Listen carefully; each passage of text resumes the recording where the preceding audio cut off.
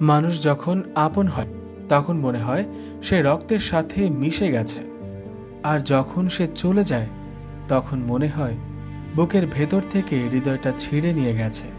কে জানে, হয়তো সময়ের ব্যবধানে সবকিছুই বদলে যায়, লোকজন, সম্পর্ক, বিশ্বাস, সবকিছুই।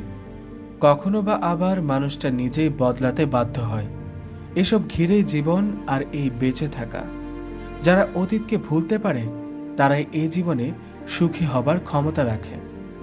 তবে অতীত ভোলা সহজ নয়, বড় কঠিন। শুনেছি স্বার্থপরেরা নাকি জীবনে সুখী হয়। আসলে কি তাই? নিজের স্বার্থ হাসিল করতে প্রিয়জন সেজে জীবনে এসে আরেকজনের জীবনটা এলোমেলো করে কি সুখ তারা পায়? যে আপনার সাথে তার স্বার্থের জন্য কাছে এসেছে, প্রিয়জন সেজেছে, তারপর আপনাকে ধোঁকা দিয়ে বোকা বানিয়ে চলে গেছে, তার জন্য কেন শুধু শুধু কষ্ট পাচ্ছেন? ছুঁড়ে ফেলে দিন এসব স্বার্থপরদের স্মৃতি। তার জন্য কষ্ট পাওয়ার কোনো মানেই হয় না। নিজেকে মানসিকভাবে শক্তিশালী করে গড়ে তুলুন, যেন তার কথা মনে পড়লেও আপনার দু চোখ বেয়ে অশ্রু গড়িয়ে না পড়ে। আল্লাহর কাছে শুকর আদায় করুন যে আগে চলে গিয়ে আপনাকে বাঁচিয়ে দিয়ে গেছে।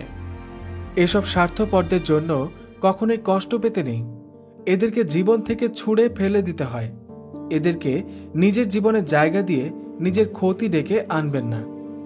যে আপনার প্রিয়জন, যে আপনার আপনজন, সে কখনোই বিনিময় দেখে না, স্বার্থ খুঁজে না, শুধু পাশেই থাকতে জানে যে কোনো পরিস্থিতিতে। সেই তো আপনার প্রকৃত বন্ধু। প্রিয়জন সে যে আপনার সকল ভালো খারাপ দিক জানা সত্ত্বেও আপনার পাশে থাকে। প্রিয় ভিউয়ার্স, আমাদের ভিডিওটি কেমন লেগেছে তা কমেন্ট করে জানিয়ে দিন। ভালো লাগলে শেয়ার করুন। নিয়মিত এ ধরনের ভিডিও পেতে আমাদের পেজটি লাইক দিয়ে রাখুন। ধন্যবাদ।